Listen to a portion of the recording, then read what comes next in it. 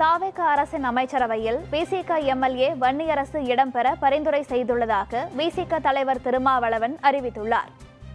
தாவேக தரப்பிலிருந்து வெளிப்படையான அழைப்பு வந்தது. அந்த அழைப்பையொட்டி கட்சியின் முன்னணி பொறுப்பாளர்கள் அமைச்சரவையில் இடம்பெறுவதை பரிசீலிக்க வேண்டும், கூட்டணி ஆட்சி முறையை தமிழகத்தில் கொண்டு வர வேண்டும் என்கிற கருத்தை முன்மொழிந்த இயக்கம் முதல் இயக்கம் விடுதலை சிறுத்தைகள் கட்சி. ஆகவே தமிழக அரசியல் வரலாற்றில் முதல் முறையாக கூட்டணி ஆட்சி முறை என்பது அறிமுகமாகிறது. தாவேகா விடுத்த அழைப்பையும் கணக்கில் கொண்டு